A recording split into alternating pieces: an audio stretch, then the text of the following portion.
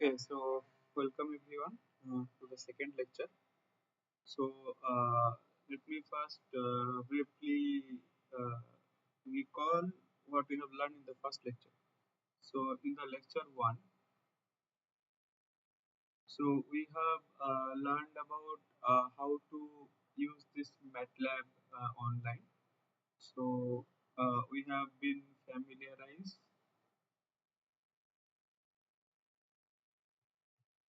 with uh, basic MATLAB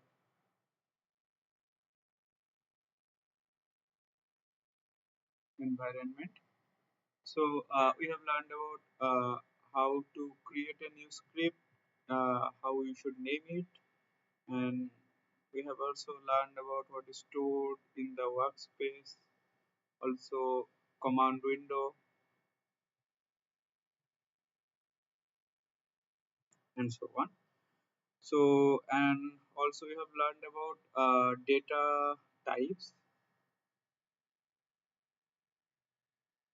also how to convert a data type. So for example, we have an integer number, then how we can convert it to a double precision number.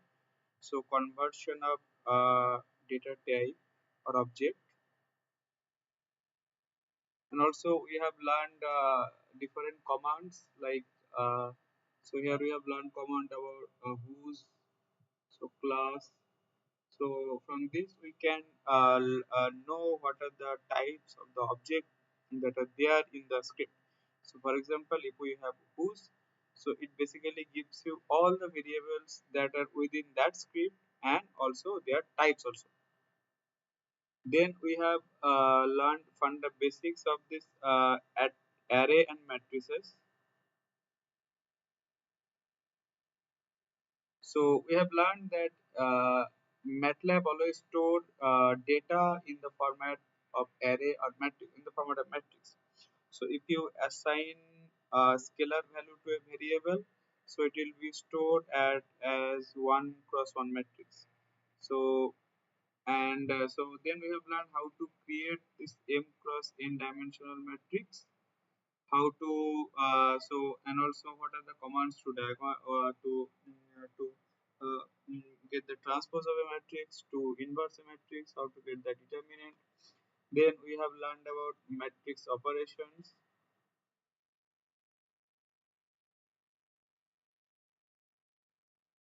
So we have learned about matrix. If we have two matrix A and B, then we have how can sum them, how to subtract them, how we can do matrix multiplication, and and element wise multiplication. So these both of them are different that we have learned. So and also we have learned how to get the function of any matrix. So for example, exponential that we can do easily. So any function of a matrix that we can do. And also we have learned about the division and this element wise division. So these are the main concepts that we have learned in the first lecture. So today, so then we have finished with one thing. So what we are discussing about how to get the square of uh, integer number from 1 to 1000.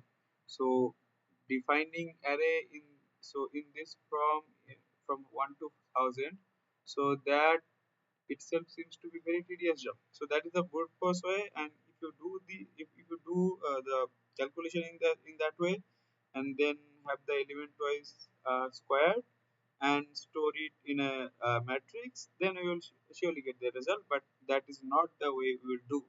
So how we will do? So you can create this kinds of array which are uniformly spaced, so in a very simple manner. So how we can do this? So for example, suppose this is your initial data point, initial value,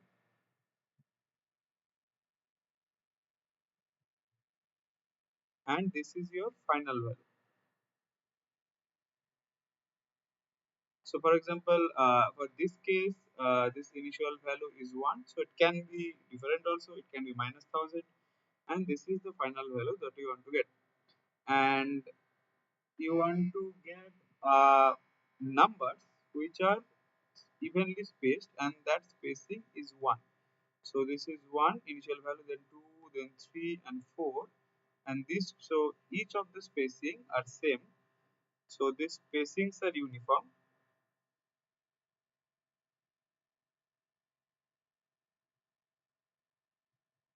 and so the spacing, so if we uh, so here the spacings are uniform.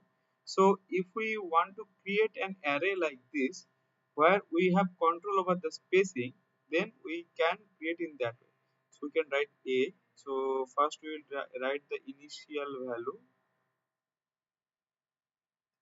then we have to write the spacing, what will be the spacing between two data points, and then we will have here the final value. So if we want to create an array which has initial value 1, final value 1000, and we want to increase it with the step size of 1. So in that way we can create the same array which has been discussed here. So now instead of 1, so we can if I write down here 2, so then what it will do, so it will give us array like 1, then the second element.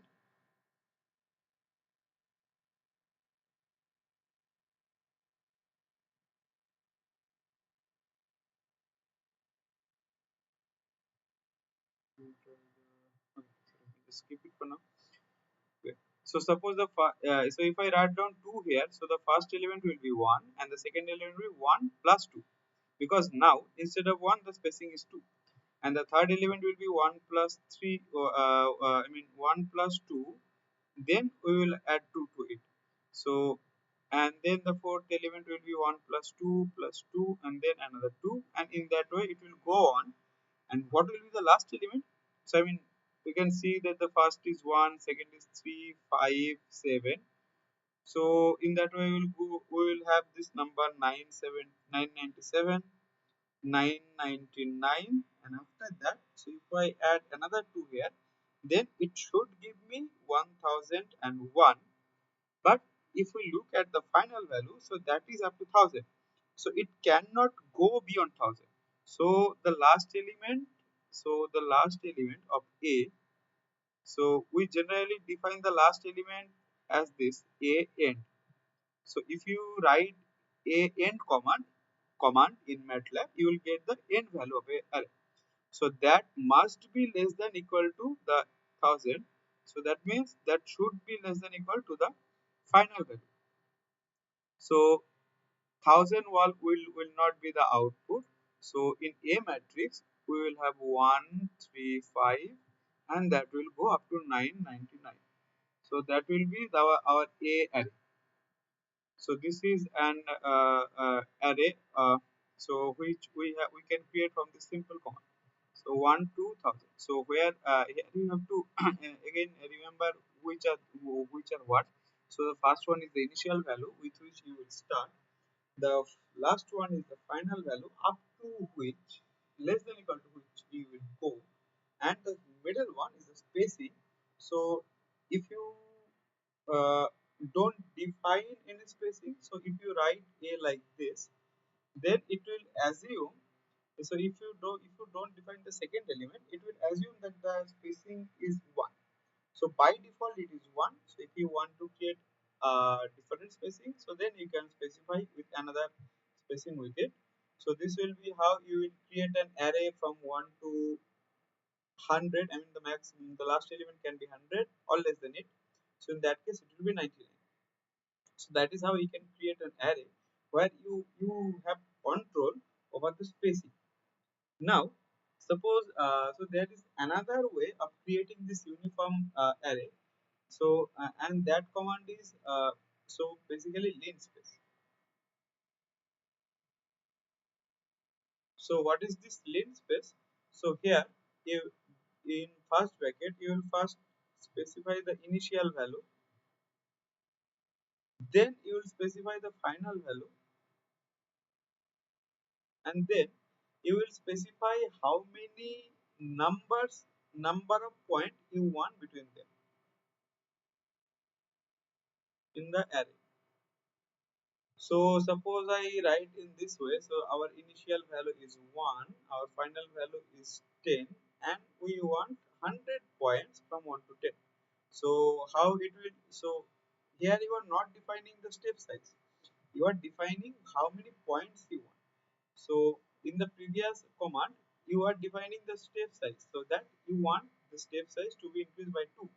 But here you are telling to the computer that this is the initial value, this is the final value, and you want 100 points.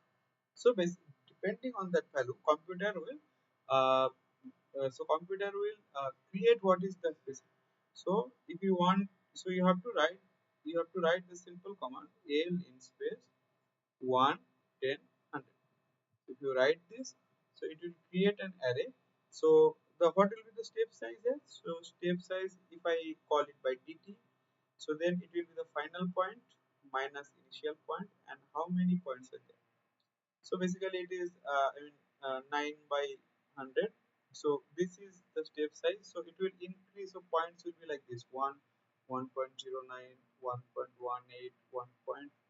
So this is the kind of array that we will get with this command. So in the both the way you can create uniform distributed array, but the difference is that with the first command you have control over over the step size. So here you know what will be the difference between two data points, and in the linspace command you tell the computers so how many points you want between the initial and final value, and depending on the initial value, final value, and the number of data points. So it will itself calculate what will be the step size, and depending on that, it will generate the array. I mean, so both of them has their individual advantage. So you can use. I mean, it depends on the problem that you are encountering. That whether you have to use the first one or you have to use the linearly spaced one. So that will depend on the problem, and that we will learn through experience to do some coding. So today we will mainly focus on conditional statement. So what is conditional statement? So I mean, whenever you are doing some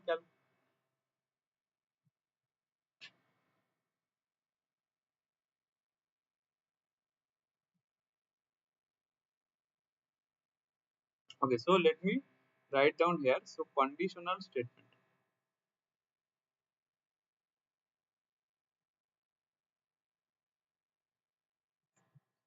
So what does that mean? So that means you want to. Okay, so let me check first if it is recording or not.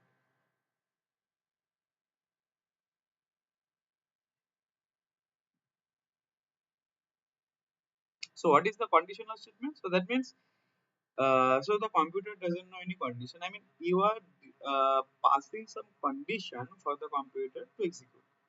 So and I mean, if the condition satisfies, so it will perform some task.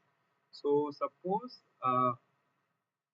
so you want to, for example, so there are various kinds of conditional syntax for conditional statements. So the one is this if else. So I mean, so and there is this next if else if else, and there this while. So these are the different kinds of syntax, so which we will learn uh, today. So let me first proceed with this if else. So I mean, it may seem abstract now. What is this if else command? So just think of a simple problem. So suppose I will give you a number. So maybe it can be 11, and you have to tell me. So you have to tell me if it is prime or if it is even or not, even or odd. So that you have to tell me. So what before telling what you will think in mind. So what will be your thinking procedure? So you know what is the definition of what is the mathematical definition. So I mean, this if command. So that I mean is will be better. So if you define some mathematical, I mean, so when you are doing some mathematical calculation, so you have to define some mathematical statement or mathematical argument to it. So for example, for even or checking, what how can you check it mathematically? So you know that if a number, so if that is a and if that is divisible by 2, so for example 10, if we divide it by 2, so we know that it will be 5 and here will be 0. So if it is divisible, then it is even, and if it is not divisible, so it will be 1. So you have to look at, so whatever the number is, so for example 13, so if it is even or odd, so how we can check it? We have to always check if it is divisible by 2. So if we make it divisible by 2, we know that the remainder will be 1. So one thing that we are noticing in common, that if the number is even, then the remainder is 0, and if the number is odd, then the remainder will be non-zero, or in this case it will be 1. So you have to define a, uh rule to the computer so that it can perform the certain task. So how we will do that? So for that there is a simple command called modulus. So modulus of a 2. So that basically gives you the remainder. So you have to tell if the modulus of the number that we are giving to the computer, if that is, if we divide it with 2, and if the modulus is 0, so when we are checking something, so in that case we have to write down this double equal sign. So if the modulus is 0, then what we will do? We will display, so a is odd. Sorry, a is even.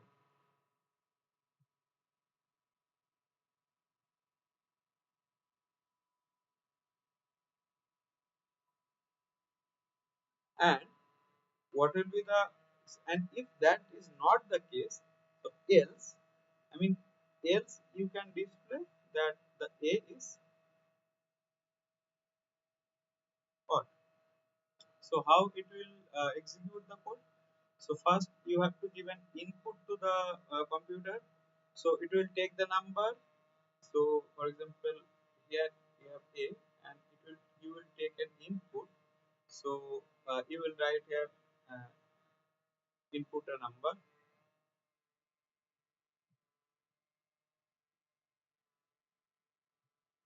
So here you will give the number to it. Then it will go to the second line, and what it will do here, so it will check if a is divisible by 2, and after division what will be the remainder.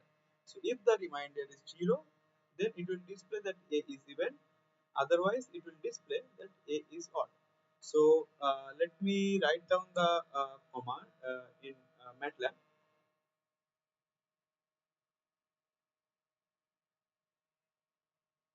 So let me open it first.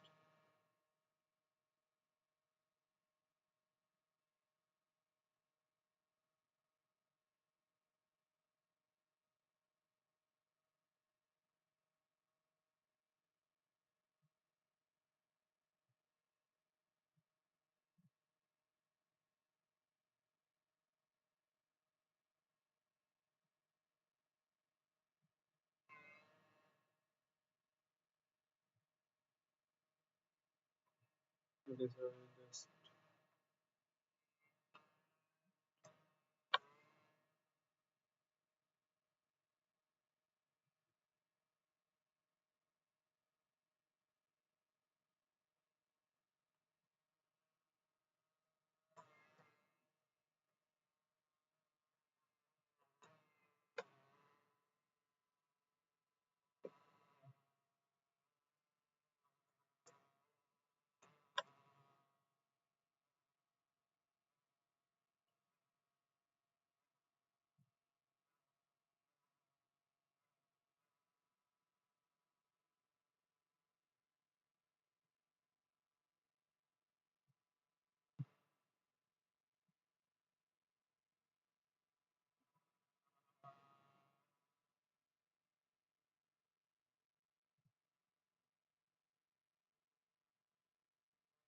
Okay, so I will open a new script. So here you go to the new script, and first I will save it. So I will save as, so you can see that it will this is our the first class script that we have written. So for second class I will just write a lecture 2. So remember the name nomenclature rule. You cannot give space and you cannot use any inbuilt function. So this is your MATLAB script, so which we will work today.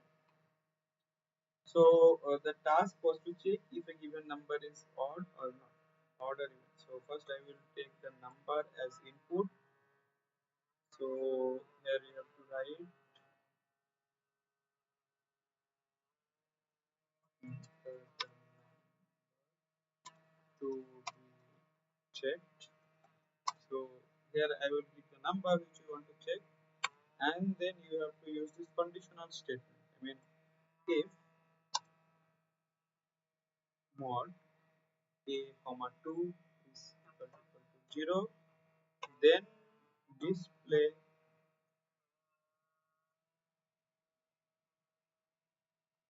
the number is even.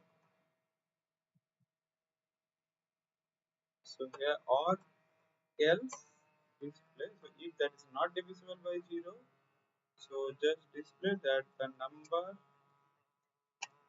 is odd.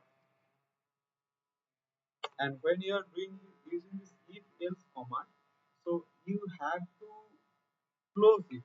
You have to end the loop. So otherwise, what it so it I will I mean uh, so you have to end it. So here we are using if else. So for that if else, you have to write down that end. So let me run it. So here you have to enter the numbers. So for example, I want to check 11. So what is the output of this? So 11 will be stored in A, which you will see in the workspace, and then it will check if it is divisible by 2. So if it is divisible by 2, so let me just run it.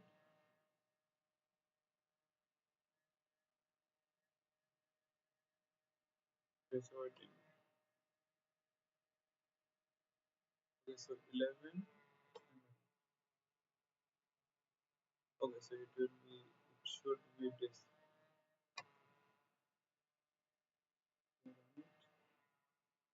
So 11, and you can see that the number is odd, and so it is. I have also stated yesterday that it is good to keep it the practice of this clear all CLC initially. So here you are using the number, and here you are checking if the number is even or odd. So you can have a different number. So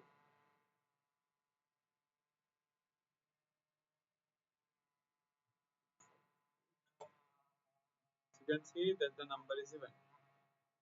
Let me put another number to for large number. We can see that the number is even. So what it is doing here, so first it is taking the input from the user, then it is checking if it is divisible by 2. If it is divisible by 2, then it will display, it will perform the certain things that you have written. So instead of this, you can do different things. You can square it. So basically c equal to a square. You can make it to the power 5. So let me run it. So number is 12, suppose. Else, you can do different thing. You can put c equal to a. So what will be the output? So here a is 12. In that case,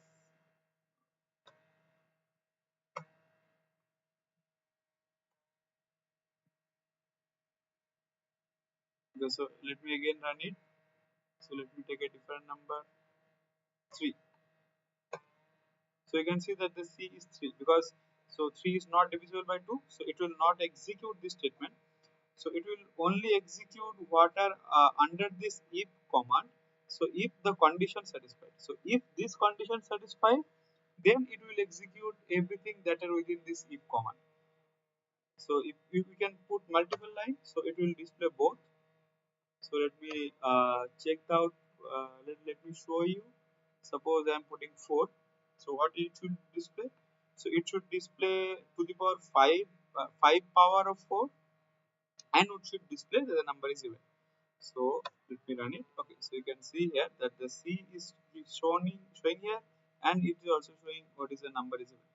So I mean you can here instead of having the simple command, you can have very complex mathematical, I mean different forms. You can do different kinds of things. So the idea is simple. So you are using loop. So you are using this conditional statement. You have this if else. So if the first condition is satisfied, then it will execute what are the statements that are below this, or if the condition doesn't satisfy, then it will go to the else statement and it will execute the second command. So I mean you can have also, instead of this if else, you can have if, else if, and else. So I mean you can have three different kinds of uh, checking. So for example, so let me think of a problem what you can check with this.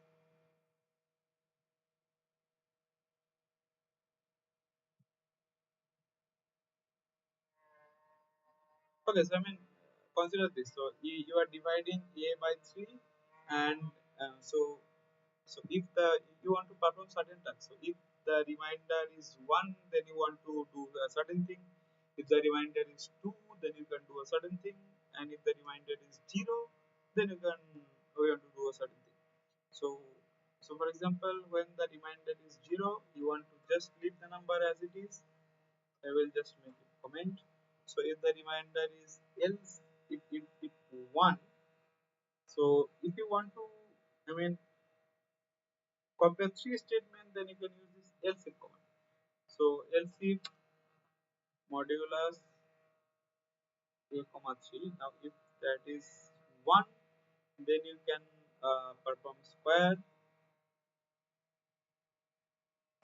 and here you will have else. So just make a comment out else. I mean, obviously the other case that is left is modulus of a comma 3 should be 2. So in that case, C will be a Q. I mean, let me assume this. So let me run it first. So let us put a number 2. So 2 if I do modulus of 2 by 3, so the last case should be the case. So output should be 8. So we check is working. So you will run it again and put me a different number. Let me put 9. So it should satisfy the first one, and the output should be 9. Fine. And let me run it again.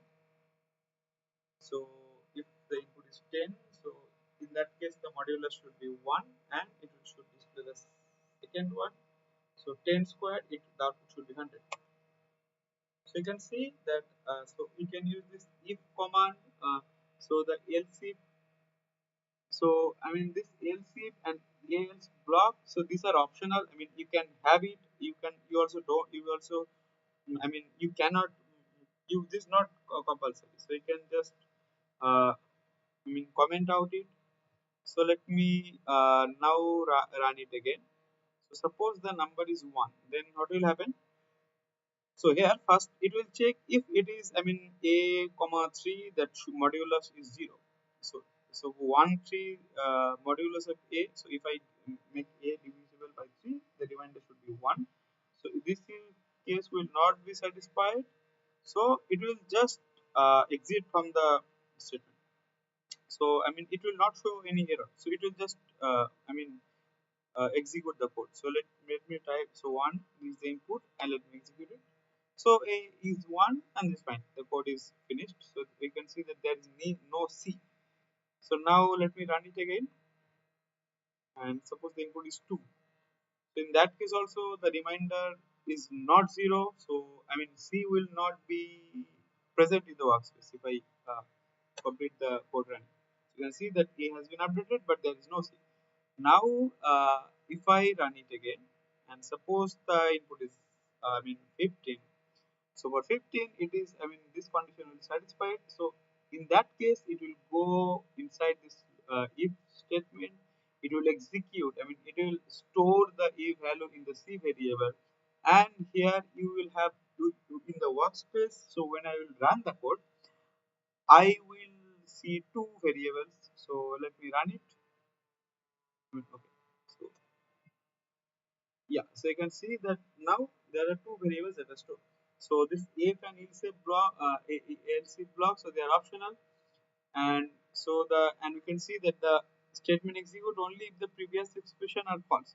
So I mean, when you have multiple this command,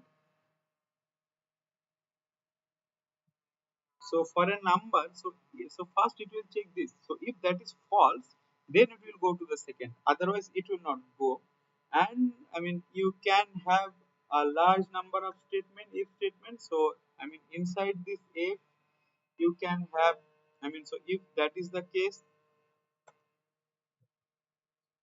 so let me just give an example of how to do this nested loop. So if modulus of a comma 3 is 0, then you want to check if modulus of, so suppose you want to uh, have a number, you want to give a number as an input, and you want to know if it is divisible by both 2 and 3. So that means you have to check if the remainder is 0 for both the cases of 2 and 3. So you can write it in two ways. So one is you can do two nested loop. So first you will check if it is divisible by 3. I mean, if so, let us start with 2. So if it is divisible by 2, so if the this line, if this condition satisfies, so let me just comment it out first.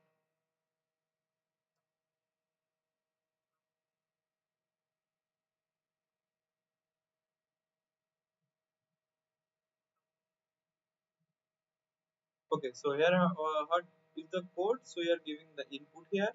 In this line, you are giving the input. Then it will, I mean, skip these lines because these are commented out. So it will just let me uh, remove it for now. I mean, you can minimize it. So and then it will check if the number is divisible by 2. So if it is divisible by 2, you have to then check if it is divisible by 3 also. So modulus of a comma 3 equal to 0. So then you will, so then you want to display that the number is divisible by both 2 and 3. And else, so you can write the else command. So you can write that the number is not divisible, or you can just skip it. So how many ends you need here? So basically you have two if loop. So for each of this conditional statement, you need an end statement. So you have to put an end for this one, and for this if also you have to put another end. So now let me run it.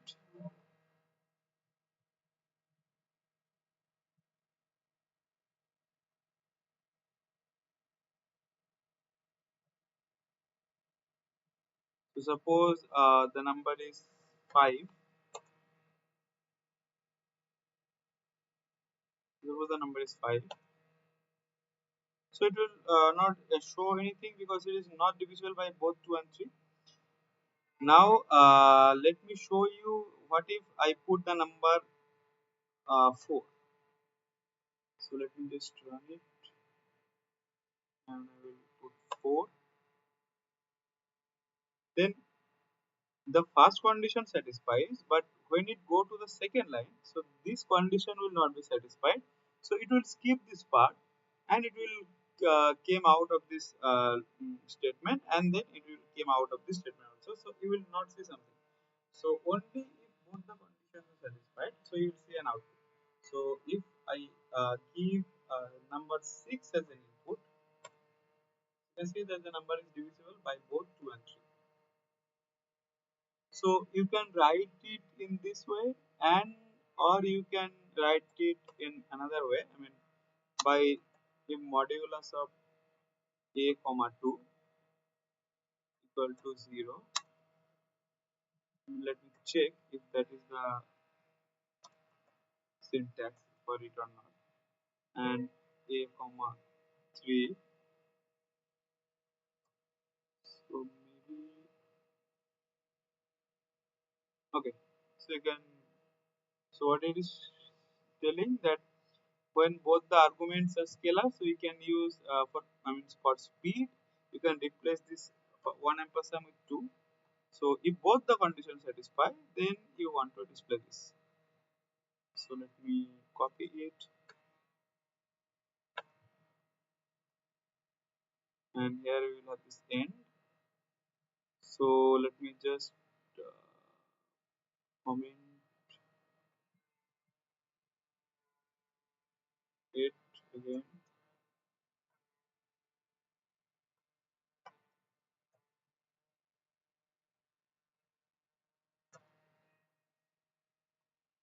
Okay, so now let me run it. So let me give this number input. So you can see that in one line, I mean, it will check both the condition, and if both the condition is satisfied, so it will execute this one. So I mean, you can. So the idea is that you can put multiple statement inside this if command, and you can also, I mean, instead of addition, you can check if any of the condition is true. So I mean, so for example, if this condition is satisfied, so or condition, then you can display that the divisible by either 2 or 3. I mean, it is divisible by any of this. So if modulus of a comma 2 or, so for or command, for or operation, you write this. So let me run it and put this number. Then see the number is divisible by either 2 or 3. So let me run it again and put the number 8. It is either divisible, and let me put another number, so it is either divisible. So in that way, I mean, you can increase the complexity of your conditional statement, but the main idea is same. So basically, here you are defining, I mean, so you are checking some condition. So if that condition satisfied, then you tell it to execute the whatever within the that statement, and if that is not the case, then I mean, you can check the switch to the other statement. Okay, so till now we have been familiarized with this conditional statement. So now we will proceed with another important thing in any programming language, so be it MATLAB, Python, or C++, whatever it is. So the and it is I mean the statement which is associated with iterative tasks.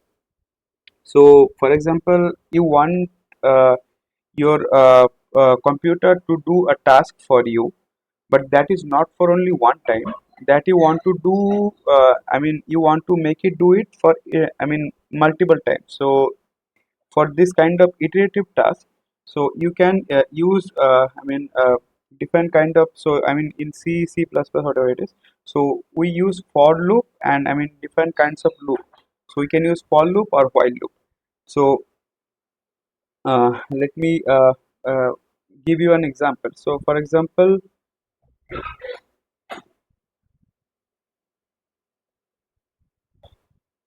okay, so for example, suppose you want to calculate the square of a number, and that number you want to and that task you want to do multiple times. So for example, you want to calculate the square from integer number from 1 to 100. So so the problem is calculate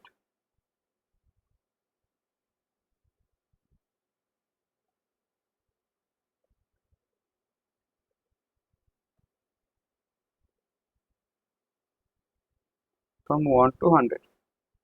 So I mean you can do it in two ways. So I mean so first you can, I mean you can define an array and you can do individual square. So I mean you can have this number from 1 to 100, and so since it is integer, so you have to, so the step size should be 1. So I mean you have to define an array in this way.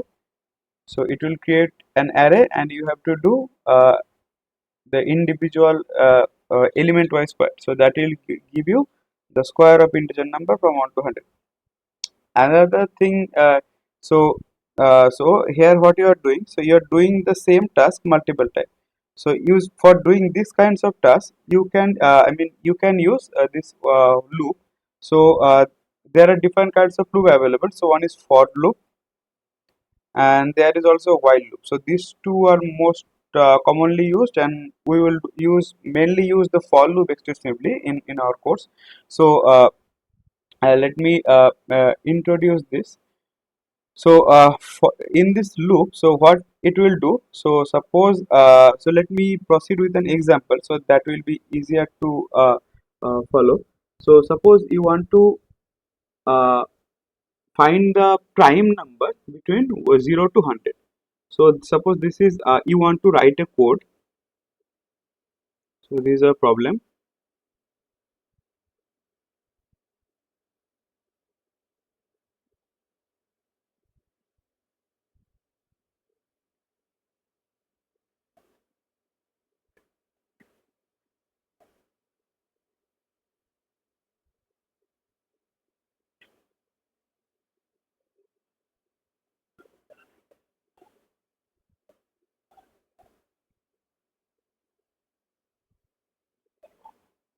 So this is our problem statement. I mean we have to write a MATLAB code to find the prime numbers between 0 to 100. So how you should proceed. So here I mean you have to first know what is the prime number. What is the definition of prime number?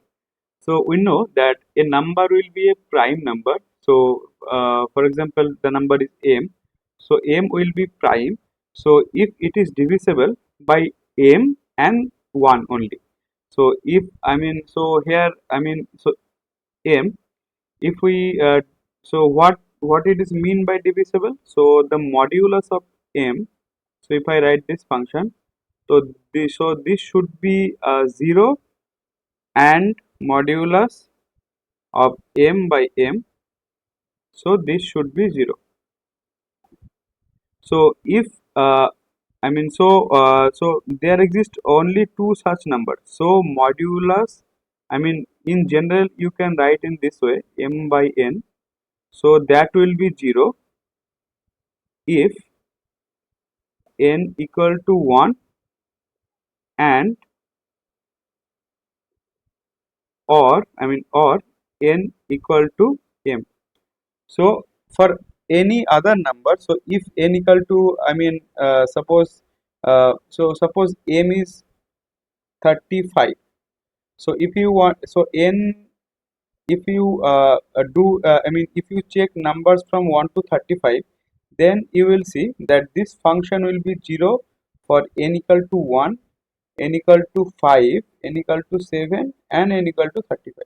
So that means this number is not a prime number, because if it is a prime number, it should be only divisible by 1 and 35.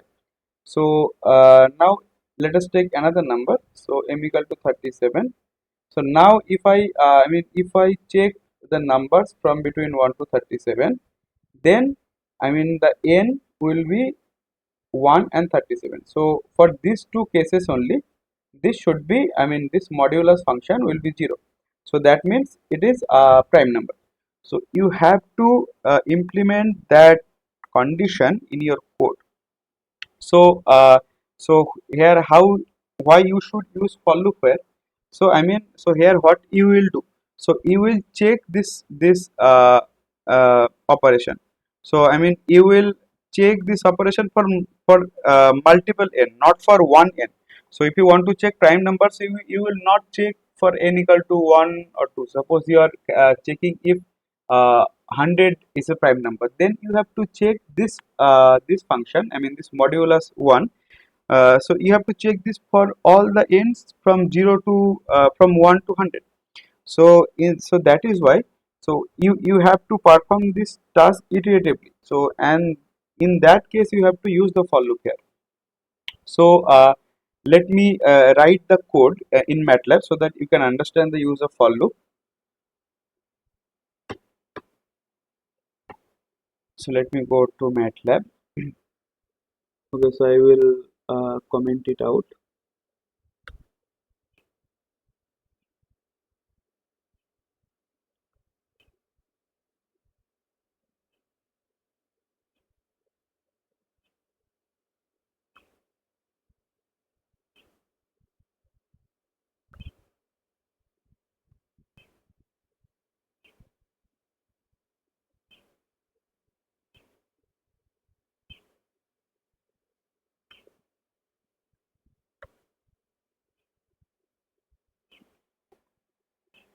Okay, so suppose now A is the number which you want to check if it is a prime number or not. So I mean, you will, uh,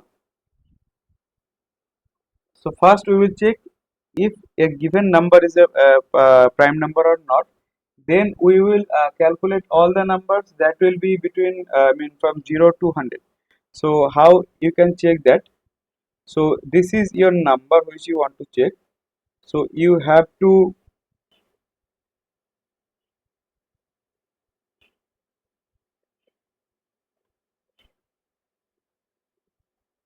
okay, so now you will define another array, so which will run from one, start from, so I mean 1 and 31 and that number, so it will be divisible by that always.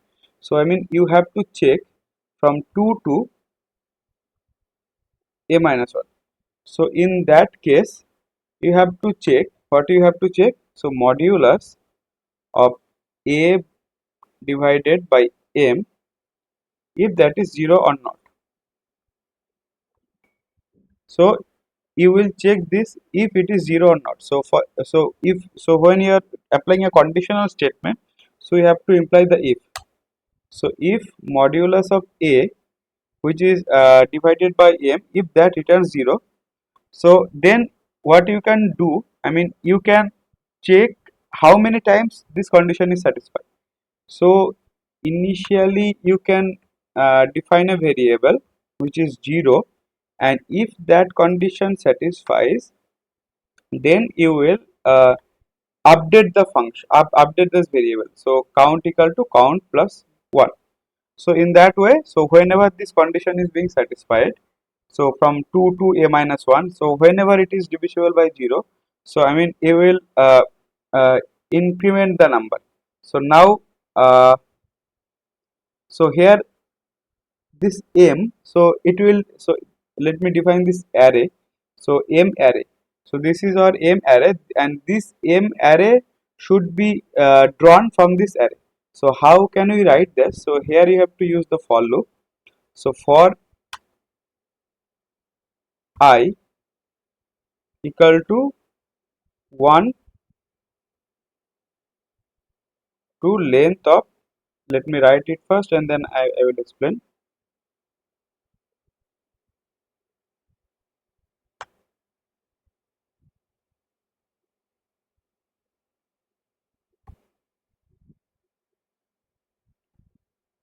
Okay, so here what it is happening, so what is this function length m array? So it basically gives you what is the length, I mean what is the, so if a is, I mean for example suppose a is 10, so m array will have numbers which will start from 2 and it will go up to 9. So it will have elements like 2, 3, 4, 5, 6, 7, 8, 9. So that so how many elements are there, so that is the m array. So it will be, I mean a minus 3. So for, so for each length, so here you will m array I means it will take the first element of an array. So what is the first element? So it will be 2. So initially 2 will be stored in m, and with, so m will be 2 and it will check this condition. So if this condition satisfy, so it will increase the count. And so we have to so else, so if this condition not satisfied, then I mean you don't need to, I mean, so here else condition is not needed. So you want to check whenever it is 0, so you will increase the count. So ultimately at the end you will print the output count. So if the count still remains 0, so that means this condition has never been satisfied, so that means the number is prime. And if the count is, I mean, greater than 0, in, so that means there exists at least one number in this range for which this condition satisfies. So that means the number is not prime. So I mean, so whenever using if, you have to end the statement here. So write end here, and then so for this for loop also you have to put an end here. So this is for this end is for this for loop, and this is for this if condition. So now let me just print the count, and let me give you some example. So let us take a number, start with uh, li- uh, very small numbers. So let me start with 5. So let us look at count. So how it is proceeding. So you are so giving so the number that you want to check, it is 5. So now what will be the M array? So I mean, we know 5 is divisible by 5 and 5 is divisible by 1. So you have to check the numbers between 1 to 5. So what will be the M array then? So it will be 2, 3, 4, and initially the count is 0. So now what we will do? So we are, so this is, I mean, so if I write it in this way, so the length of M array. So let me show you the output. So there are 3 elements. So this length of M array, that should give you 3. So you can see that 3. So I will, so what is I? So it is from 1 to 3. So I mean, if I don't put the step size, so the step size is automatically 1. So that is why I haven't put it here, but you can, I mean, put it here also. So if I run this, it will give me 1, 2, 3. So I values will, so I will take values 1, 2 and 3. So whenever we are running this for loop, so initially this loop will run for the I equal to, for initial value for I equal to 1. So initially I will be 1, and what will be this M array 1? So it will be the first element. So we know, if I want to know what is the element of an array, so which I have discussed in the previous lecture. So if I want to find the I comma jth element, then we have to write down the element only. So M array 1 should give me the first element of M array. So if I run it, you can see that it is giving me the first element, which is 2. Now we can write it third. What is the third element? We can check. So it will give us 4. So initially the first value of this M array, that will be stored in M, and you are checking if this condition is being satisfied. I mean, if A is divisible by M or not. So 5. So first it will check if 5 is divisible by 2 or not.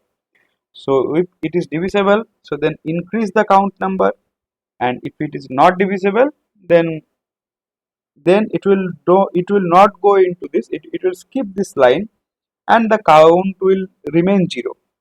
And when this condition is done checking, then it will again go here, and then it will take I equal to 2. So it will take the second element of this, so it will increase the value by 1. So now next time it will perform this for I equal to 2.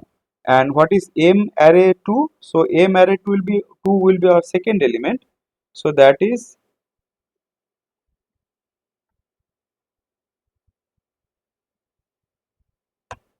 3. So second time the M value will be 3, and it will check if a 5 is divisible by 3 or not. So if it is divisible, so then it will increase the count, and if it is not, so it will skip it. So in that way it will go up to length of M array. So what is the length of M array? So it is, I mean, so there are three elements. So length of m array is 3, and here it will check for the last element of this m array, which is 4. So if a is divisible by 4 or not, so 5 is not divisible by 4, so it will again skip it. And after that, when it is done, so it will come out of the for loop. So once it enters into the for loop, it will perform whatever under it is. So this is inside the, this is the command that you have tell the computer to do iteratively. So it will do this task iteratively, and after that it will give us what will I want to check what is the count. So if the count is 0, so that means in that range for m a equal to 2 to a minus 1, there doesn't exist any number which is divisible by, I mean, by which the number is divisible. So in that case, so that means if the, so that means the number is prime. So once you are done with this count, so you can tell the computer what to display. So now you want to check if the count is 0 or not. So if you want to check something, then obviously you will write the conditional statement. So if count, so when you're checking, you have to go second, I mean, double equal. So if count is 0, then you want to display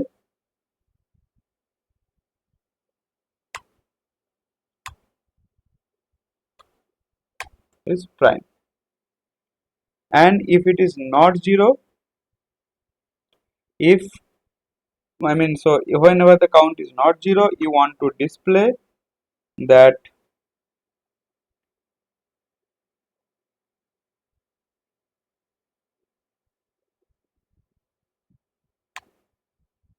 given number is not prime. So whenever writing this if else, so you have to end the statement. So you will write it here. Now let me run it. So let us take a number 13. We know that it is prime. So you can see that count is 0 and the number is not prime. So let us take another number 15. So what should be the count? So if we go from 2 to 14, so how many numbers are there by which the number is divisible? So there are, it is divisible by 3, it is divisible by 5. So there should, the count should be 2. So let me check the output.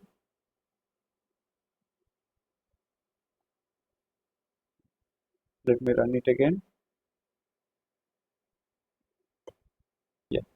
So there, so it is giving how many numbers are there by which the number is divisible, and it is also showing that the, so since there exist two number, so the given number is not prime.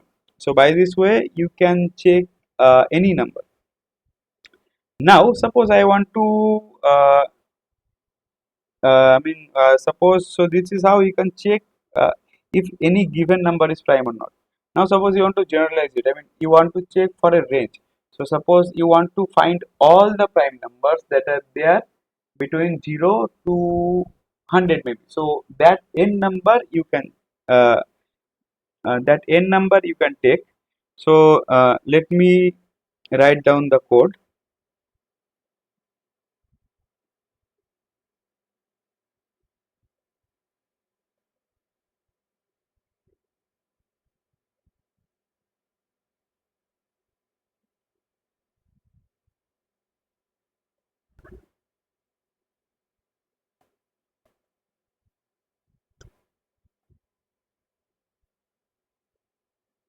So you want to put the last number of the range. So this is the number up to which you want to check if the number is prime or not. So you have to define an array here.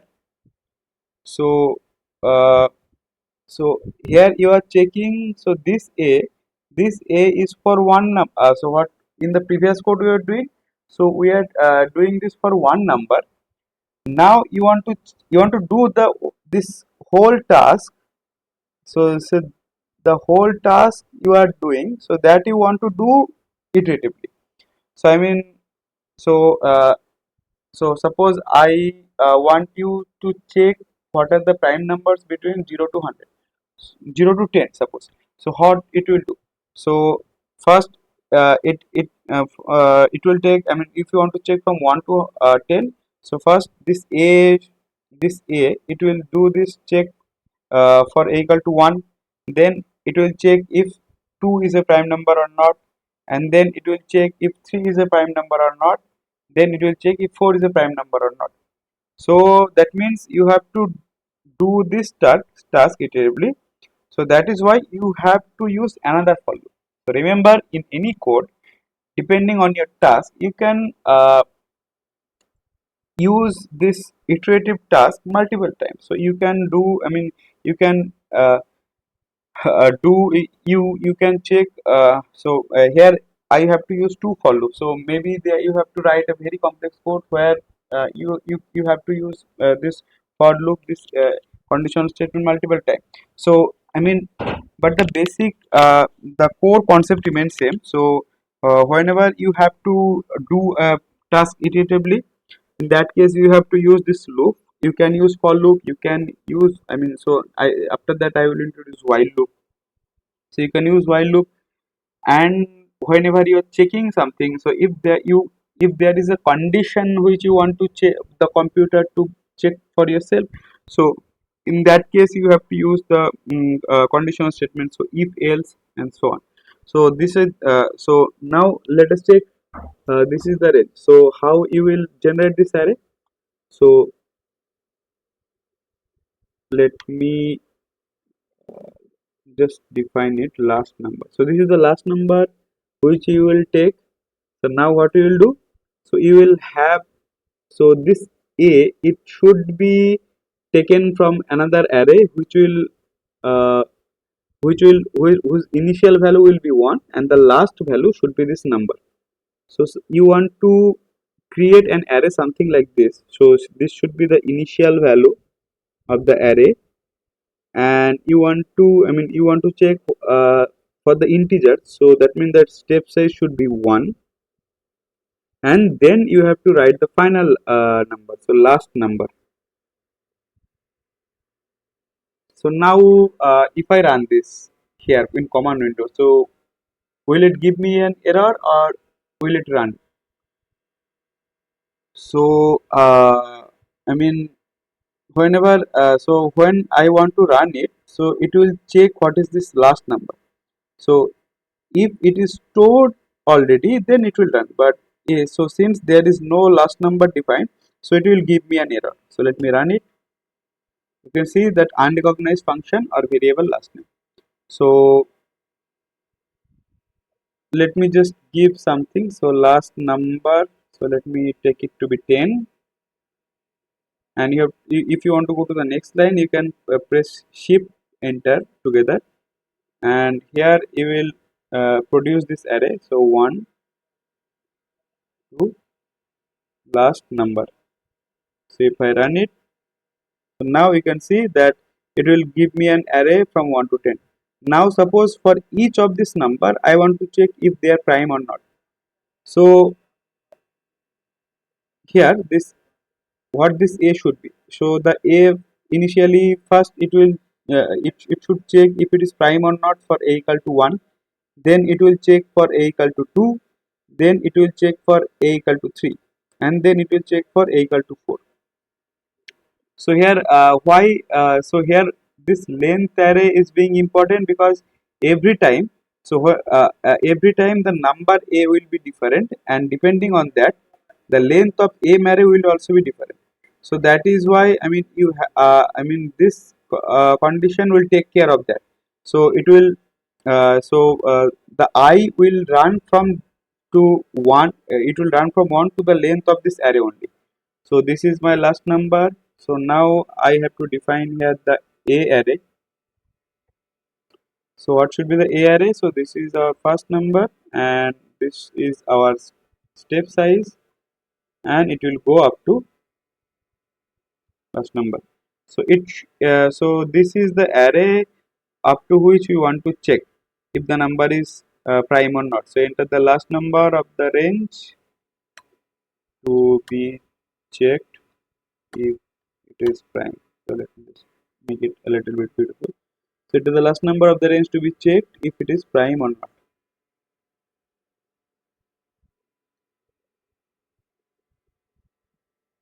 So first it will now what you will do. So here you have to run another array. So for a equal to a array, you can write it in this way also. So what it will do, first the a will take values for from a array. So initially it will take 1, and for 1 it will do the calculation,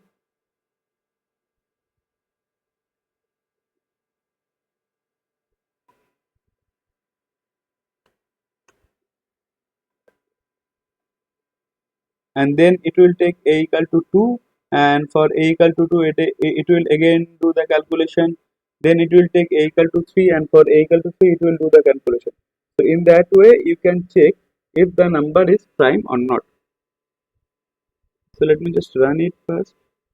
Okay, so I have to save it.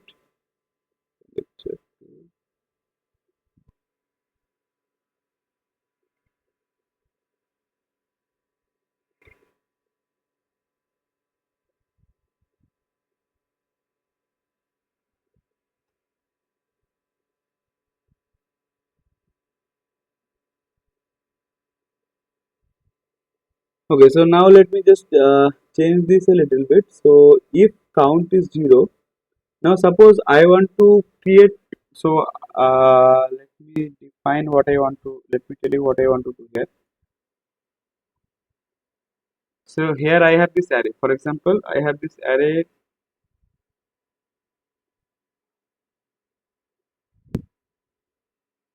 Yeah, so I have this array for a equal to 1 to 10. So first it will check if 1 is a prime number or not. So and then it will go up to 10. So then I can create two arrays. So initially I can create and two arrays. So one will contain all the prime numbers, and one will contain all the numbers which are not prime. So if the number is prime, then we can append it to the array, and then finally we can print the array. So in the last lecture we have learned how to append any number to any array.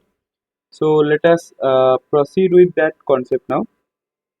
So in MATLAB it is really very easy uh, uh, to produce some empty array. So let me just write down two arrays. So prime number array. So for empty array you have to just give the third bracket. So it doesn't have any element here. So if you want to append so any number to it, so then you have to write down this. So prime.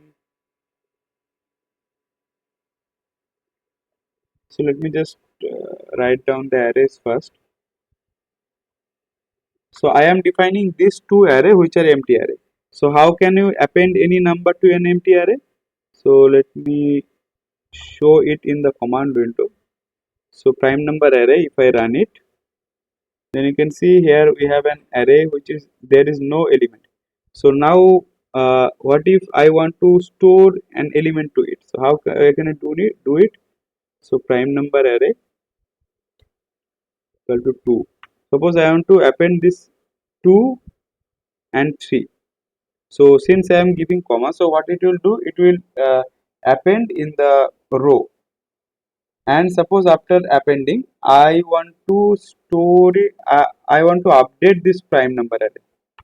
So what it will do? So initially it is an empty array, and after that it will store this 2 and 3 to it. So you can see that now it is 1 comma 2. So now if I again run it, so for example 5, 35, maybe 20. So what we will do? So now it is already this array is our this 2 comma 3. So it is an row, I mean one row and two columns. So this is our array. So if I run this line, so it will, so since it is given by comma, so it will append in this in this. So now if I want to store in the second column, so what it will do? So now you can see it has appended in the column. So that we have learned in the previous day. So here I mean we can, so every time whenever the number, if the count is 0, we can append in this array. So the number is 0, that means, so if the count is 0, that means the number is prime. So instead of so displaying this, so if the count is 0, let me update the array. So prime number array should be inside the third bracket. So you want to update in this, and what you want to store here, a. So you are checking if a is a prime. So if, so count me 0 means a is a prime, and you are updating in the prime number array in the row, in the next column. So it will be, and whenever the count is not 0, so you want to store it in the non-prime number array, because this is a non-prime number. So whenever the count is greater than 0, it is a non-prime number. So let me store it here.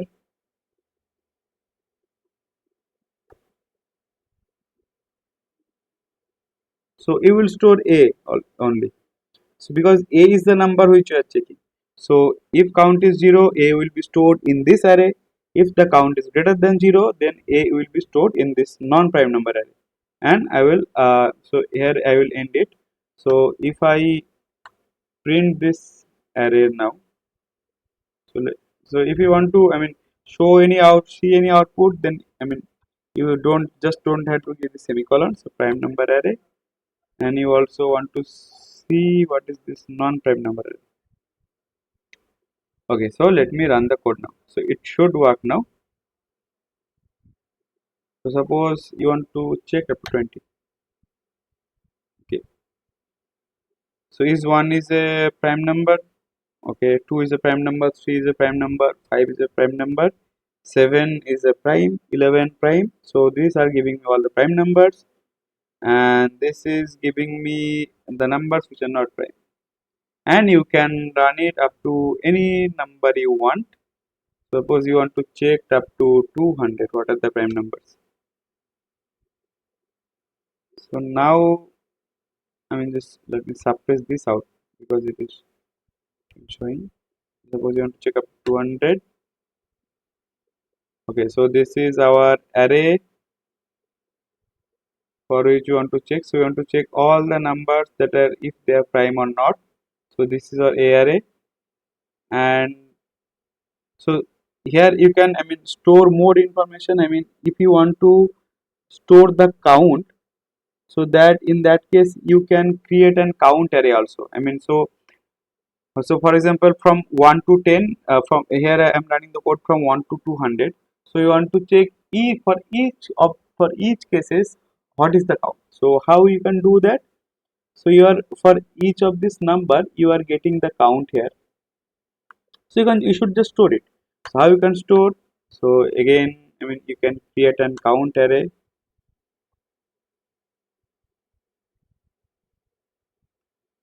Empty array I'm just defining, or I mean, for count, you know exactly what is the what should be is, or what should be is its length. So I mean, first you can define uh, array zeros, where the row is, there is one row, and what should be the column. So the column should be the length of a array. So what it will do? So it will, let me run it and let me show you the output. So count, you can see that initially I have stored count 0 for each of them. So whenever so whenever this code will execute, so it will, I mean, so here the count number will be corresponding to the number, and you can just change the number. So count, so I.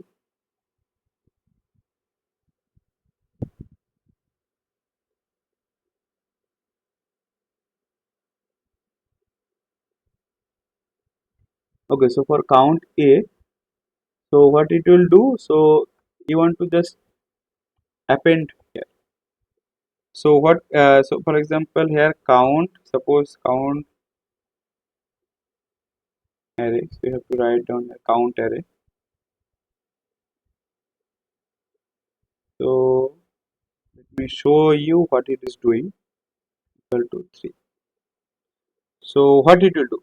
So this is our count array. So and if I run this, so it will update the second element in this array. So this number should be now 3 if I execute this. So let me run it. You can see that this element is being updated. So you can check what is the count for each of the numbers, then you can update corresponding to here. So it will give you the count array, and let me show you what is the count array finally.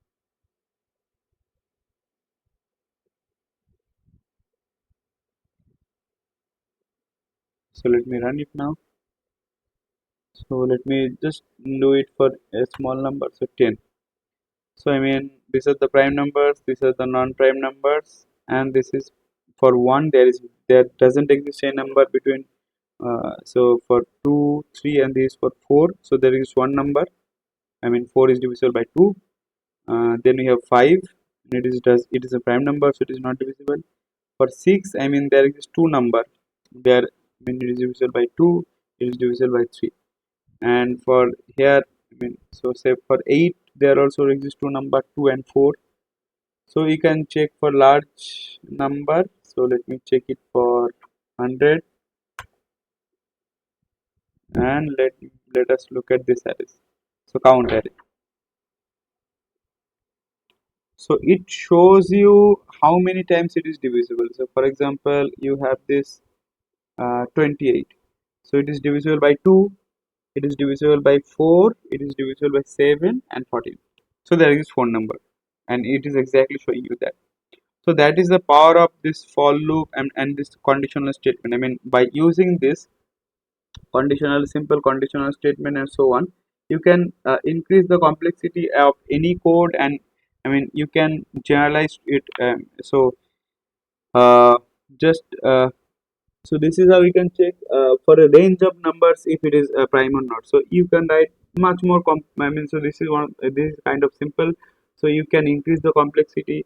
So you can also here try to implement this. So try to also store the numbers by which a number is divisible. So that we also can do, because we know exactly for which numbers when are the cases when the count is increasing.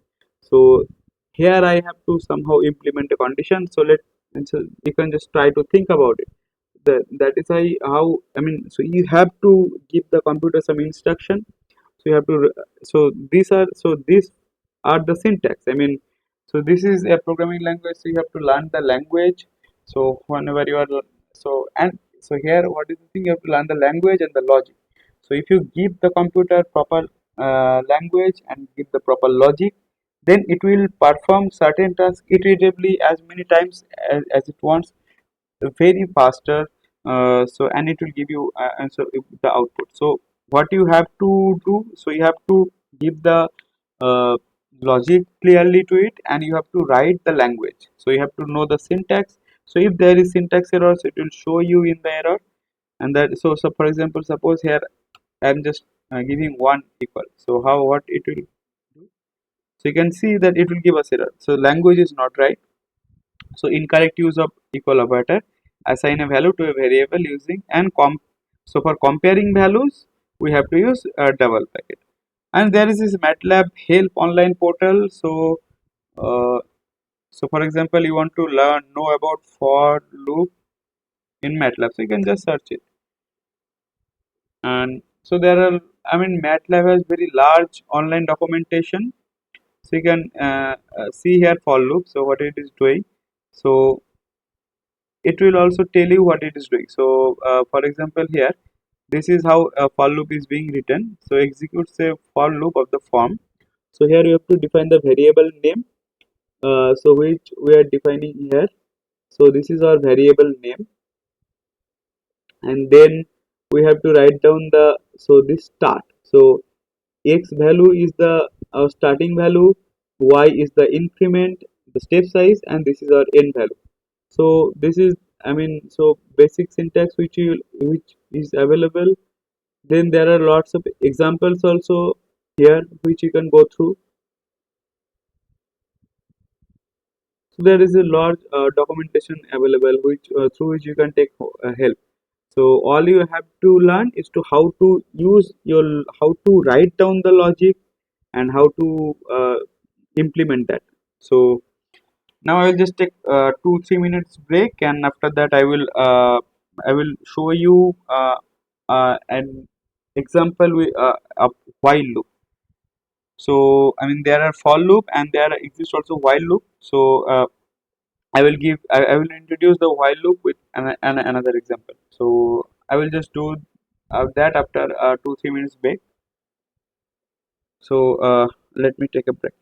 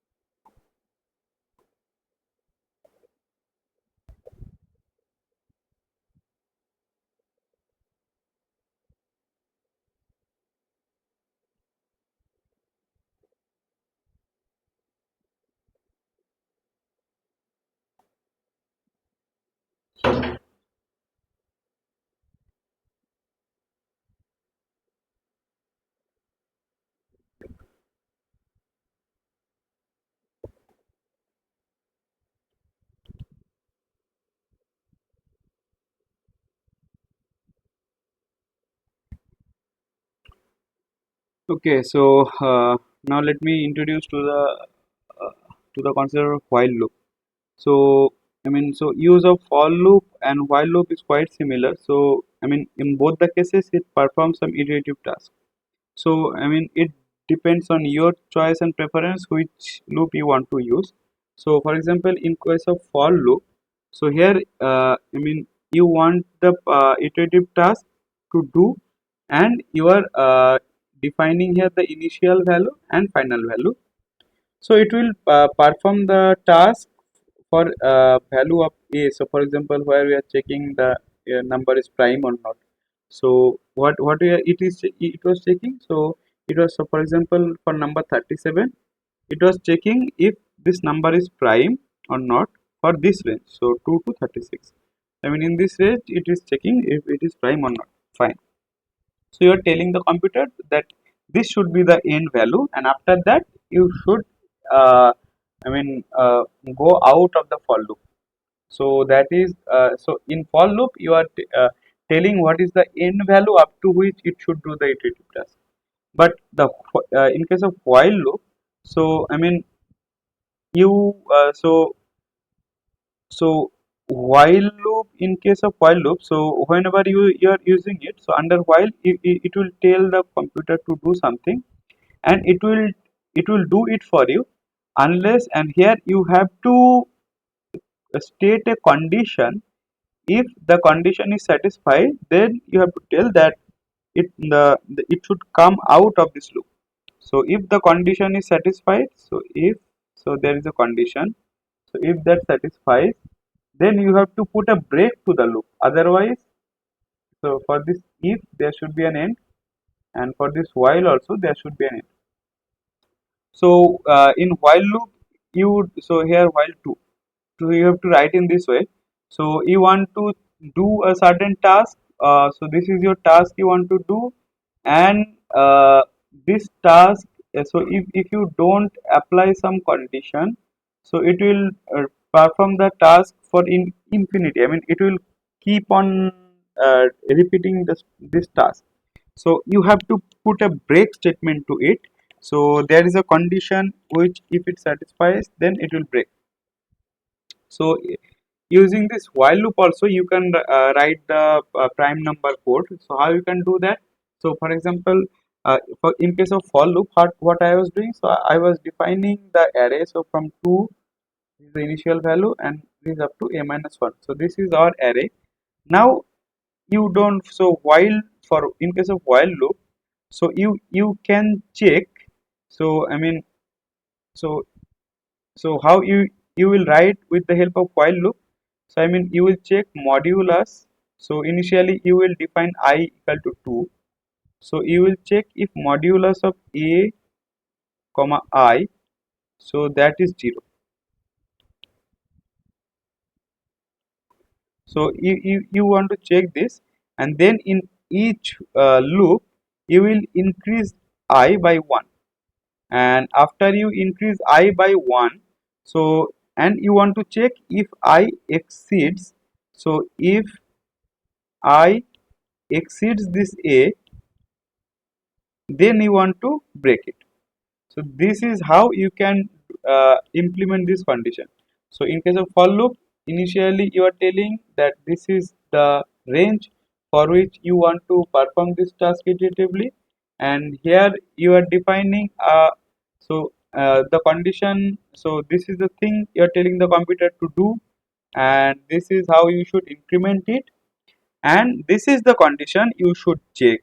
So if that condition satisfies, then come out of the while loop, or if the condition doesn't satisfy, then remain in the for loop. So while, so first you have to write this while true. So do this. So initially you are defining I to be 2, then while true you are writing this mod I a to be. So let me write this code in MATLAB. So how you can check the prime number using while loop.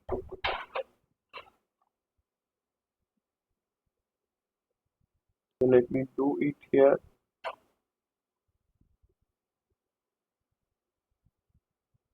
Okay, so let me just create another script. So you want uh, the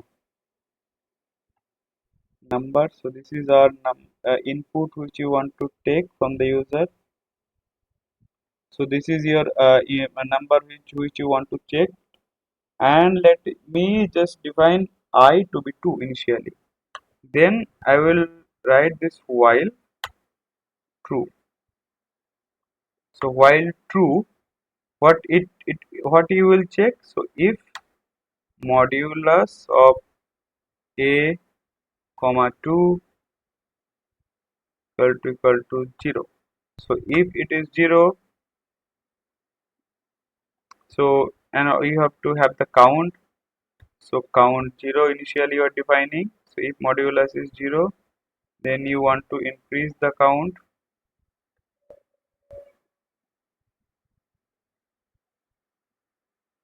by 1. So whenever it is satisfying, so it will increase the count. So you have to end here.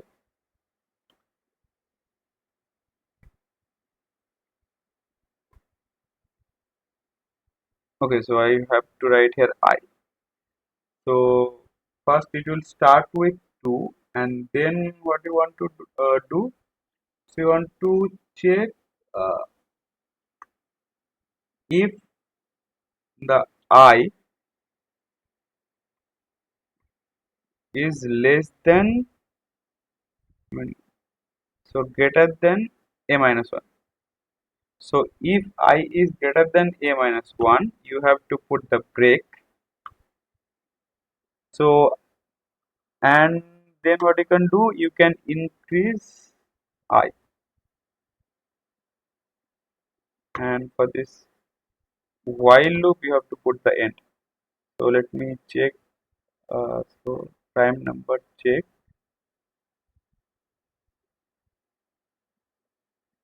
and I will check with while loop.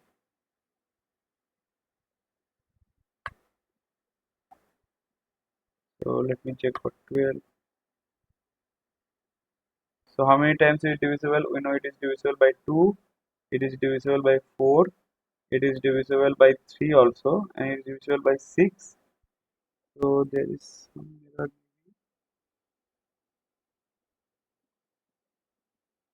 So let me check it.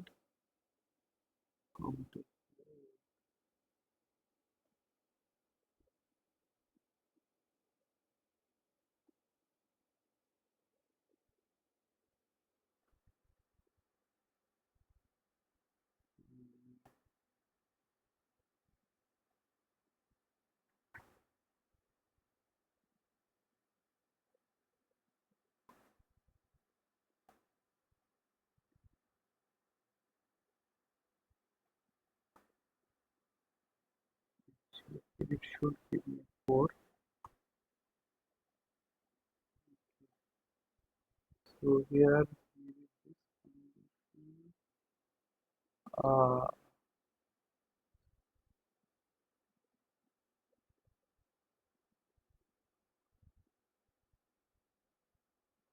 okay, so what it is happening here? So it is checking for, so this will run. So I mean, they have to put here equal also.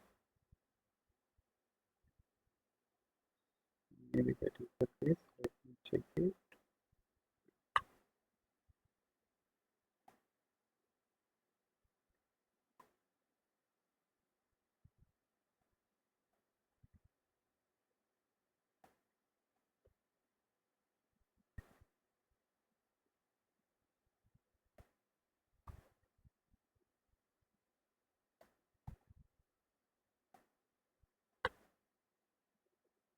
Yeah, let me check with another number 20. I mean, it's divisible by 2, 4, 5, 10. So there is 4. Okay, so that is where it is. It was. I mean, so it should, if I. So what you are checking? So this equal condition you have to give. So whenever this condition is being satisfied, so because you are incrementing here I. So whenever, so yeah, I mean, so for example, when it is checking for a minus 2, so when this is a minus 2, then it will increase the I here, and it will go in the loop again, and it will check it. So in this way you can use the while loop to check if any given number is prime or not. So let me show you another example of using this while loop. So for example, you want to find the Fibonacci series, so between 0 to 50. So let me save, create another script.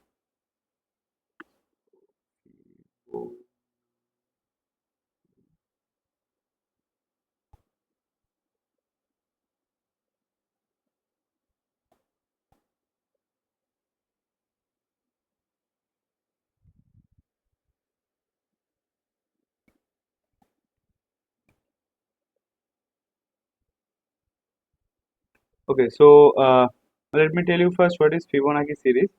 So in the Fibonacci series, the initial two number you can consider anything. So for simplicity, let me start with 0 and 1. Suppose you have these two number. So how Fibonacci series proceeds? So it basically adds up the last two elements. So what is this last two element of the series now? 0 and 1. So if you add it, so it will give you 1. So now what should be the next element? So I mean you should add the last two. So I mean you should add this one and this one. So it will give you 2. So now what should be the next? It should add this 2.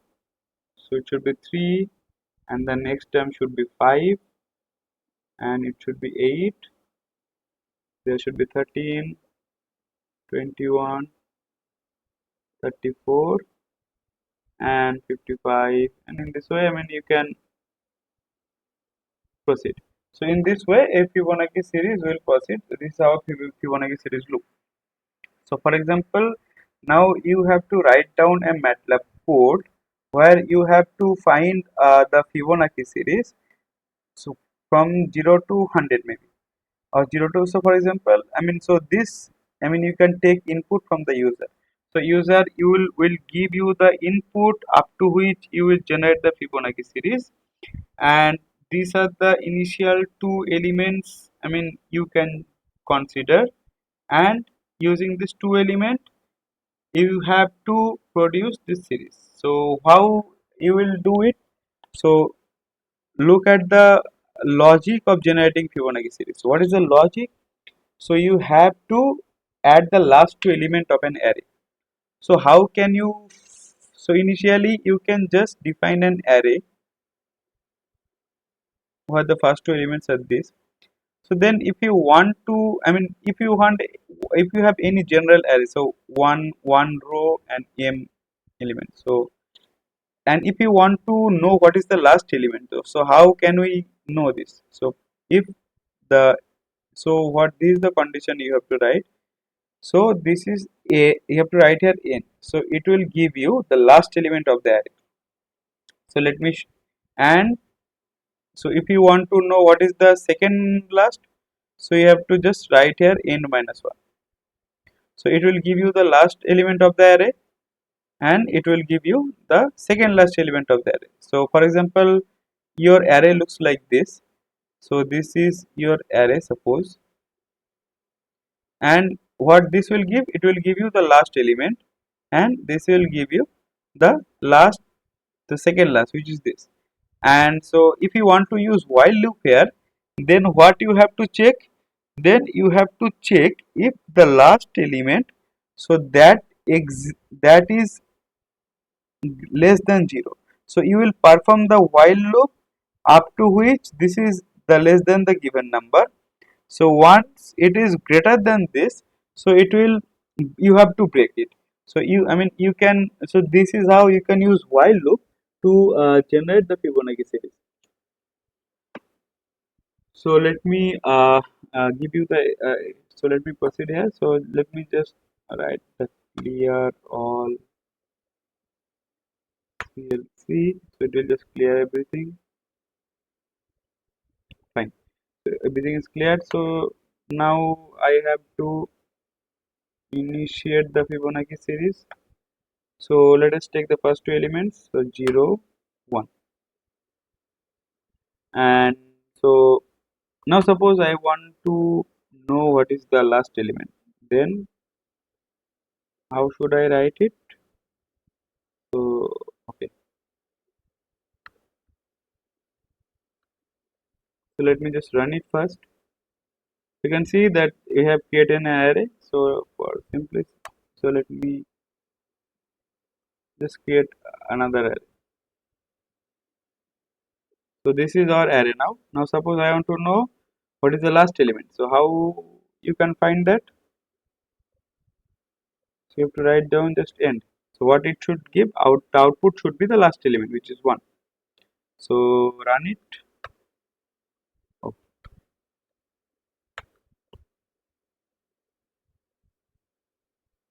and you can see that it will give you the output 1. So now if I change it 10, then it should give me the last one, which should be 10. So in this way you can get the last one. So now how you can get the second last? So we have to just write down here n minus 1. So output should be 10 and 2. So now suppose you have the series to be this 0 and 1, and if you want to get the next term, then what should be, then this should be our next term. So let me write down this as next term. So let me run it. So it should give me 1. And then what ideally I should do? I should append it to the Fibonacci series. So how can we append it? So I mean, so we are so this is a row matrix. So this is one row and multiple column. So we have to add it in the same row and next column. So how we can do it? So we have to write down this Fibonacci. So this is a matrix where I want to append Fibonacci, comma, next term. Let me run it. You can see that it is increasing. Again run it.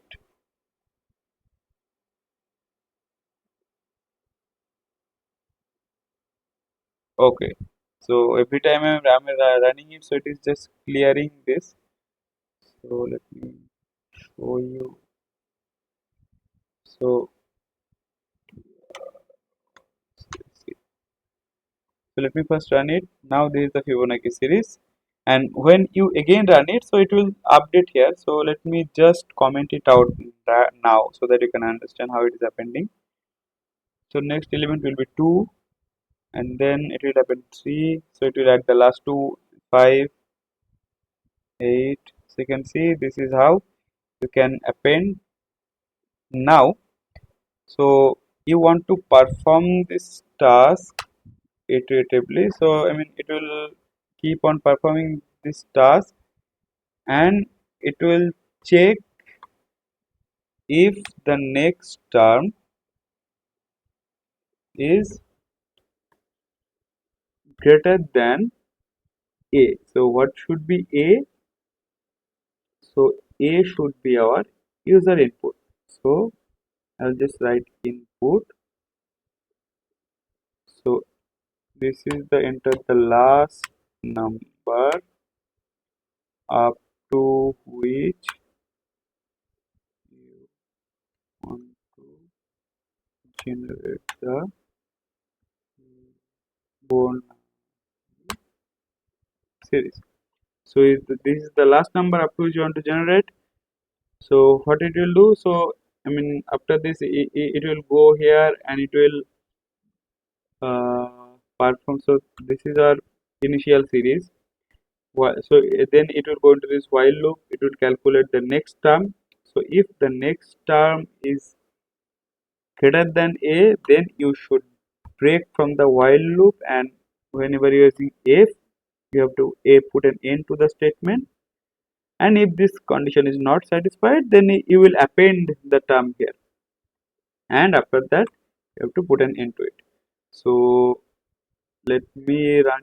So this is the okay. So let me run it now. So suppose the number is 20.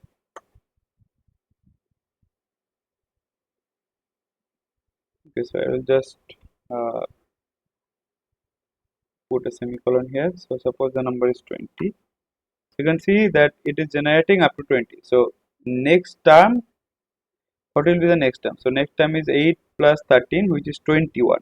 So it will check here if 21 is greater than a. So a is or 20. So 21 is obviously greater than 20. So it will break. It will break from this command. So if I so this is how you have to. So I mean if you doesn't put this command, so it will keep on executing this while true, and it will keep on generating the next term. So you have to, so while using this while loop, so when you are using it, you have to be cautious that you don't run into this infinite loop. I mean you should write your program in such a way that you should use implement and break statement, and whenever that break statement satisfied, so it you should come out of this loop. So in this way you can generate a Fibonacci series. So uh, now let me generate up to larger number. So for example, up to 100 you want to generate. So this is up to 100 you want, uh, you have the series generated. Now suppose you want to do certain calculations with the series. So for example, you want to check it. So here how many elements we have? So we have 2 elements. So I mean, and you want to check for very large value of n. So I mean, so if you in the series if you have 30 numbers, so you want to check what is the ratio of the end element and n minus 1 element. Then how you can check the ratio? So once you are done with generating the series, so I mean you can check the ratio. So Fibo, so what is the end element? This is your end element, and you will write here Fibo n minus 1. So this is a ratio. So let me check up to. So you can see that the ratio is going 161. Now suppose the number is not. I mean, so for example, up to 20. You can see that the ratio. Suppose now you want to check up to 10. So you can see that the ratio is changing. But interestingly, now suppose you want to do up to 1000. So ratio is 1.618. Suppose you want to go for larger number 1.618. So you have these 20 numbers now, and you want to go up to 5000. This is, so let me go to larger number. There are 31 elements, but the ratio is still same. Now, I mean, you don't have to start with always 0 and 1. You can start with multiple. You can choose different numbers. So 2, comma 3. You can 2, comma 4. You can start, and you want to know up to 100. So I mean, so let me proceed. Let me run it. So 2, comma 4, and suppose you want to do up to 20. Then you can see the ratio is different. But now, if you go up to large number, you can see that the ratio is 10. So you can choose different numbers, and you want to, if you do it for larger smaller numbers, I mean you can see that the ratio is different. But if you go to large number limit, you can see that the ratio is same. So in this way, so this ratio is, I mean, generally called golden ratio. So you can search about it. But this is how you can do analysis with the series also. So this is, and this is how you will implement generally a while loop. So this is the use of conditional statement. So this is how you want to use the while loop and for loop.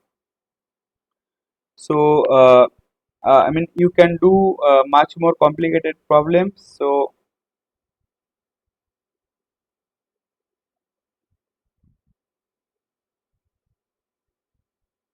So for example, now you have a, so let me proceed with another example. So you have this quadratic equation. Suppose ax square plus bx plus c. So this is 0.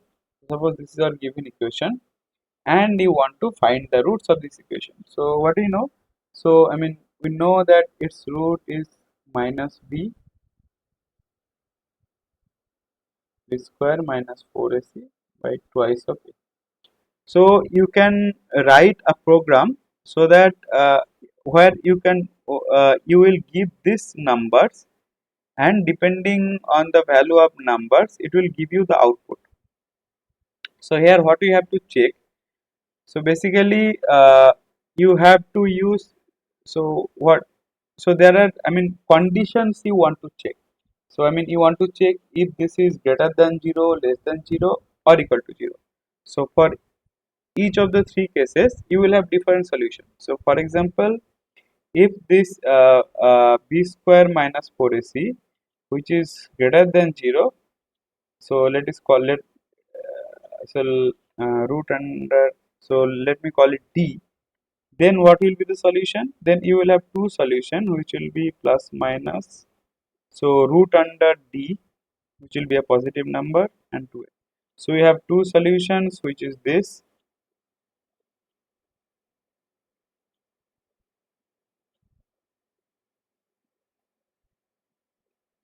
So this is your one solution.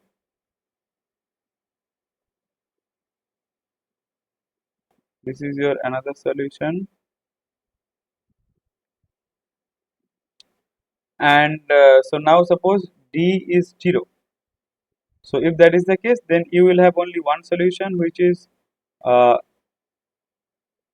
this minus b by 2a. So you will have only one solution, and there exists another case also.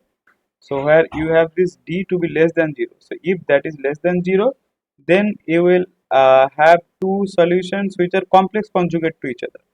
So I mean, you will have one solution which is this is the real part, and so let me call this b square minus 4ac to be minus uh, for example x. So if that is minus x, then x is greater than 0. So I can write it I root under x by 2a, and we will have complex conjugate of that. So I mean x we have already in the equation, so let me change it. So p, let me call it p. So I, and we will have the complex conjugate of it. So this will be the solution. So how you can write this code in MATLAB? So basically here you have to check this discriminant and what is its value. So that means you have to put condition. So that is why you have to use the conditional statement. So you can use, I mean, so you can tell the user to give this a b c as input, and then you can calculate the value of d, and if this d is greater than 0, then you can tell the computer to print to calculate this and to print the solution. So if then you can tell the computer to check. So you have to check here three conditions. So that means you can use here if else if else if else loop. So let me proceed with it. So let me write down the code.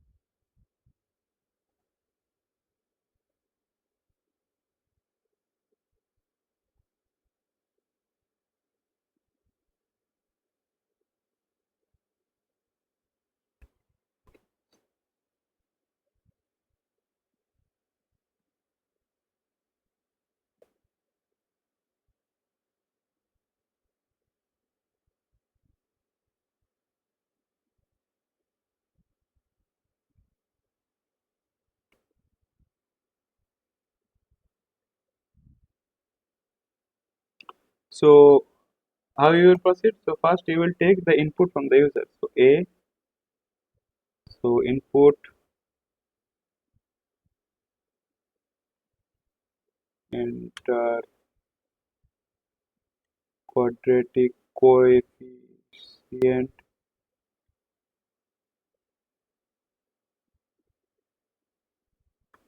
then you will have this b. So you will also have this input.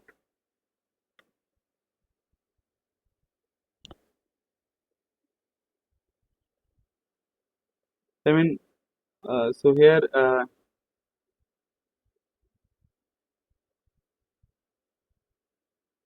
linear coefficient,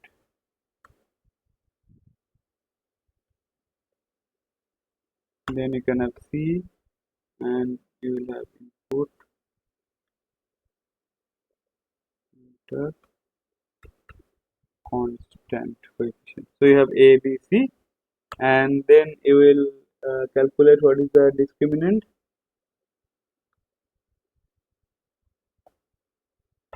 which is b square.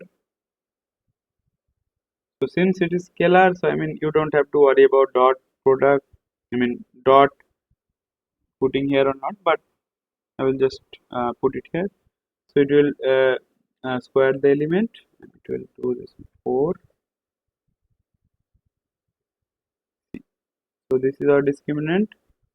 So I mean you have to check 3 conditions. So if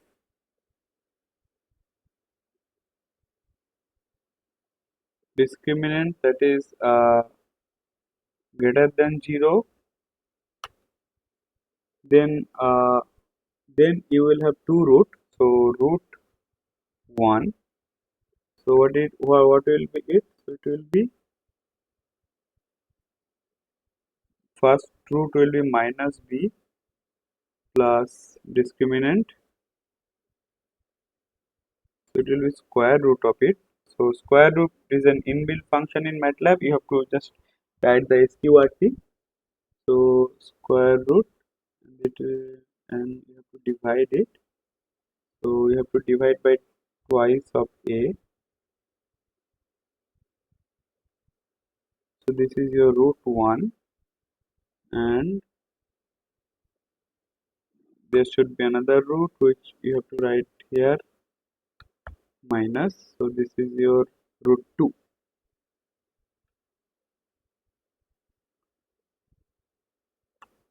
So this is your first case.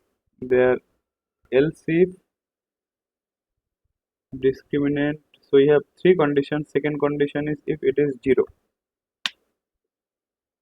So when you're checking, so you have to put two equal signs. So I mean there should exist only one root, which is minus b divided by twice of a. So it will give you the only root, and you will have another condition. So if so only condition that is left, which is discriminant less than 0, and if the discriminant is less than 0, I mean there you will have two parts. So you will have the real part and you will have the imaginary part. So let me put the real part minus b by twice a, and there should exist an imaginary part, which is minus. So you have to do the square root of this minus of this discriminant. So you have to put here minus discriminant by twice a. So this is your real part and this is your imaginary part, and so there should be two solutions for which in so I mean yeah, so when you want to, you can use the f print function. So f print f, and here whatever you will write in the string, so it will print this. So suppose root 1, which is so let me write down first and after that I will explain.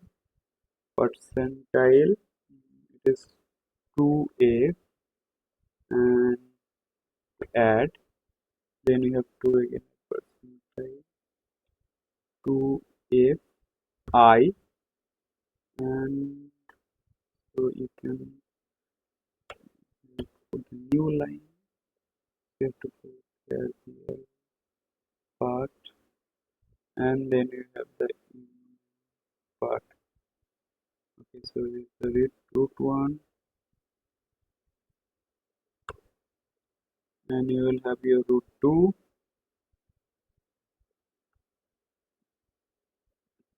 So what it will do, so a print basically prints what is written inside this string command. So this percentile 2f means you're telling the computer that there will be a number which is a floating number, and that number is this one. So when it will print, it will put the real part here, and after that it will give you this plus sign, and then here it will again have a floating number which will be the second one, which is imaginary part. So this order is important.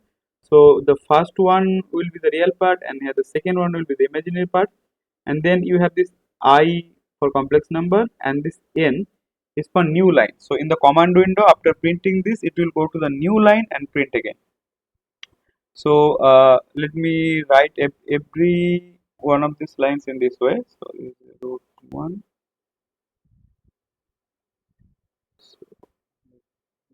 So I can write it here, root 1. So root, this is your root 1 percentile 2f, and this is your root 2.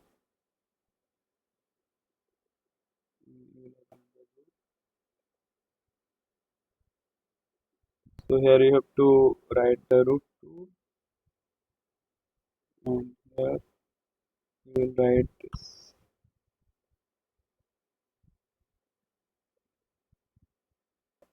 root, and that is root. Okay, so at least one end is missing. So if you are starting with if, then you have to end it. So let me write the end, and so quadratic coefficient, suppose 2, 4, 5. Okay, so what it will giving? So here you can see that it satisfies the second condition. So let me, yeah, so that is why it has only one root. So you can take a to be 1, b to be 10, c to be 1, and you can see that there are two roots. So I can make c large to make the discriminant negative. So let me run it, or a to be very large. So a I can take 100, b I can take 1, c I can take 10. So you can see that there are two integer numbers. They mean there are imaginary number which are complex conjugate. Now what is this n dot n doing here? So dot n is basically going to this new line. So if I don't put it here, so let me show you the output. So it is just to make it look a little bit better. So a is 100, b is 1, c is 10. So you can see that it is, there is no gap, it is just printing right after it. So after I, if I put the new line command, so it will go to the new line, or I can just put a space. So it will after a space it will print the second line. So depending on your choice, so you can put new line, and here also you can put new line. So now let me run again. So 100, 1, 2. So you can see that it is going to the new line, and these are the roots. So this is how you can check. I mean, you can tell the user to input what are the coefficient, and you can check if it is what are the roots. So I mean, now you can take any of the numbers from an array. So, and if you want to do this task iteratively, so then you have to check this discriminant. Then I mean, so here I mean, so you can use the for loop or while loop, whatever it is. So you can take the, I mean, you can fix the b and c, and you can take a from an array, and for each a you can check this, and I mean, if you want to store, you can store it in an array like we have done in the case of prime number example. So this is how you use this conditional statement, and how you use perform iterative task using this. So these are the I mean, core concepts in any program, in any programming language. So these are the concepts onto which everything is built.